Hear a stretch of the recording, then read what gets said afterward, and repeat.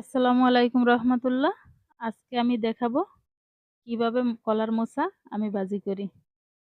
চলুন আমার সাথে। প্রথমেই আমি কলার মোচাগুলো পাটে পাটে খুলে নিলাম।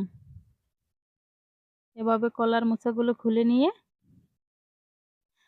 একটা একটা করে এটাকে বেছে নিতে হবে।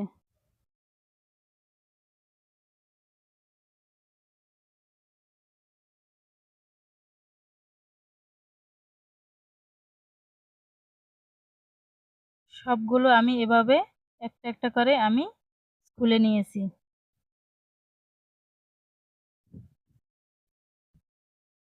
এখন এর ভিতরে শক্ত একটি কাঠির মতো অংশ আছে, ওটাকে ফেলে দিতে হবে।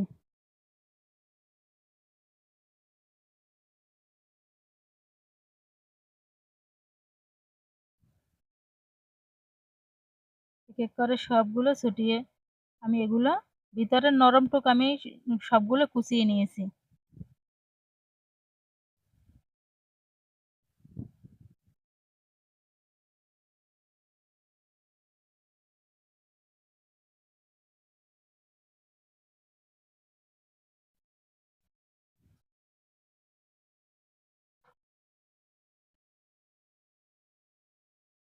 আমার কুচানো হয়ে গেছে। এখন এটাকে ধুয়ে পরিষ্কার করে তারপর এটাকে আমি পানি দিয়ে সেদ্ধ দিলাম। এর ভিতরে দিয়ে দিলাম একটু হলুদের গুঁড়া। এখন এটাকে আমি ঢেকে দিব।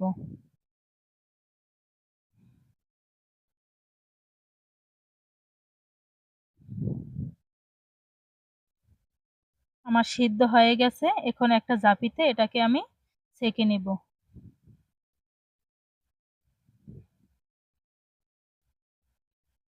একটা কষ বের হবে এর থেকে, ওই পানিটা আমি ফেলে দিব। তারপর এটাকে আমি ভাজি করব। ভাজির জন্য প্রথমেই কড়াইতে তেল দিয়ে দিলাম। এখন এর ভিতরে দিয়ে দিব পেঁয়াজ কুচি।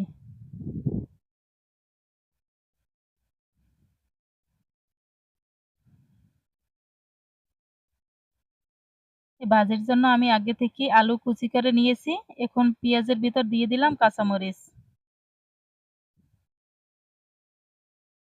পেঁয়াজটা একটু নরম হলে নরম করে ভেজে নিতে হবে। এখন এর ভিতরে দিয়ে দিলাম আদা রসুন বাটা, জিরা বাটা। এখন এটাকে পেঁয়াজের সাথে ভালো করে কষাতে হবে।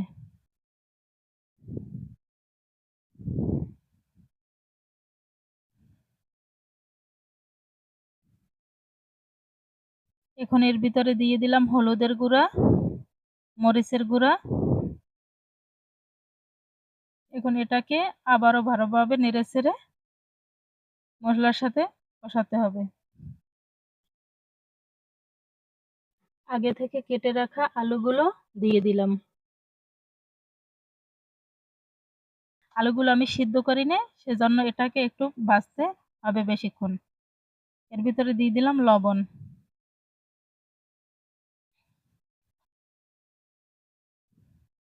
মশলার সাথে আলুগুলো ভালোভাবে মেখে একটা ঢাকনা দিয়ে আমি এটাকে ঢেকে দিই।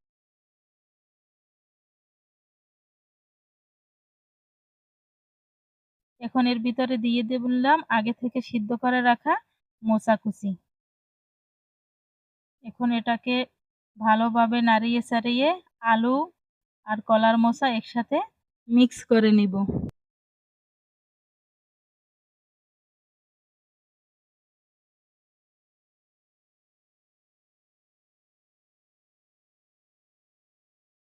এটায় আমি বাড়তি কোনো পানি দেব না। কলার মোচা থেকে যতটুকু পানি বের হবে ততটুকুই আমার রান্না শেষ হবে।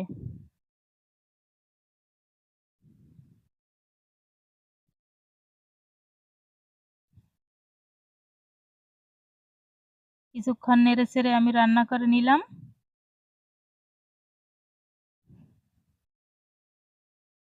এখন একটা বাটিতে আমি পরিবেশনের জন্য এটা নামিয়ে নেব।